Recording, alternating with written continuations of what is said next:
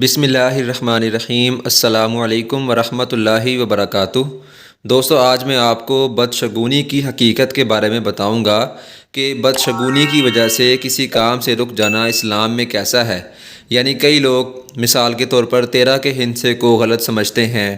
کئی لوگ کالی بلی کے آگے سے گزر جانے کو صحیح نہیں سمجھتے، اگر کالی بلی آگے سے گزر جائے تو پھر وہاں سے نہیں گزرتے۔ اسی طرح کئی طرح کی لوگ بدشگونیاں کرتے ہیں، جیسے سفر کے مہینے میں لوگ کوئی خوشی کی تقریب نہیں کرتے۔ تو اسلام میں بدشگونی کی وجہ سے کسی کام سے رک جانا کیسا ہے، آج میں آپ کو حدیث کی روشنی میں بتاؤں گا۔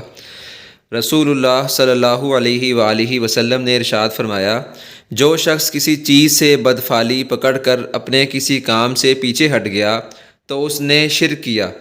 صحابہ اکرام رضی اللہ عنہم نے پوچھا، یا رسول اللہ صلی اللہ علیہ وآلہ وسلم، اس کا کفارہ کیا ہوگا؟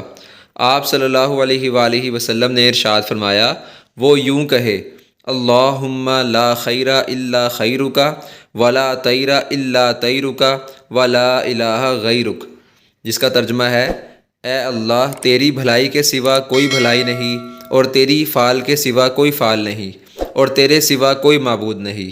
مسند احمد شریف کی یہ حدیث ہے۔ لہٰذا ہمیں بدشگونی نہیں کرنی چاہیے، بدفعلی نہیں پکڑنی چاہیے۔ جو کچھ ہوتا ہے اللہ سے ہوتا ہے۔ حدیث مبارکہ میں آیا ہے نا، ما شاء اللہ کان وما لم یشأ لم یکن، جو اللہ چاہتا ہے وہ ہوتا ہے، اور جو اللہ نہیں چاہتا وہ نہیں ہوتا۔ اللہ تعالی ہمیں بدشگونی سے اللہ ہماری حفاظت فرمائے۔ جزاک اللہ خیرہ۔